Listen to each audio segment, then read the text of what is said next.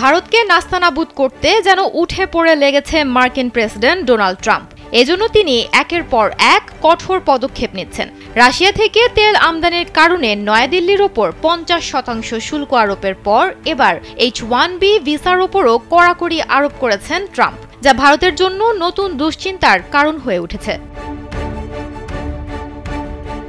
Trump H-1B বা দক্ষ কর্মী ভিসার ওপর বছরে $1 লাখ নতুন ফি আরোপ করায় সংকটে পড়েছে ভারত। কারণ গেল বছর H-1B ভিসার সবচেয়ে বড় সুবিধাভোগী ছিল নয়াদিল্লি। ওই সময় ভারত এই ভিসার মাধ্যমে 71% জনবল যুক্তরাষ্ট্রে পাঠিয়েছিল। স্যান্ডেলিনা সো, রূপচর্চায় আভিজাত্য।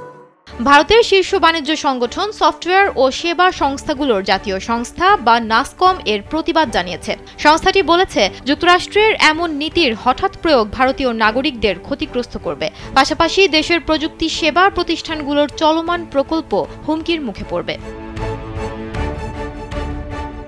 মূলত অন্যান্য দেশের সঙ্গে বুদ্ধিভিত্তিক প্রতিযোগিতায় টিকে থাকার জন্য যুক্তরাষ্ট্র বিশ্বের বিভিন্ন প্রান্ত থেকে H-1B কর্মসূচির মাধ্যমে প্রতিভাবান কর্মীদের নিয়ে আসে। এই তালিকায় যুক্তরাষ্ট্রে দক্ষ কর্মী পাঠানোর ক্ষেত্রে ভারতের পরই রয়েছে চীন।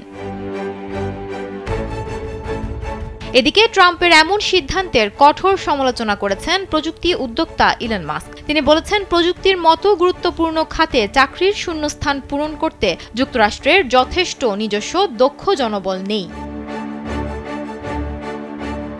ট্রাম্পের নতুন H-1B নীতি যুক্তরাষ্ট্রের অস্থায়ী কর্মী ভিসা ব্যবস্থাকে ঢেলে সাজানোর সবচেয়ে গুরুত্বপূর্ণ উদ্যোগ হিসেবে দেখা হচ্ছে। সুমনা মুস্তফা, কালবেলা।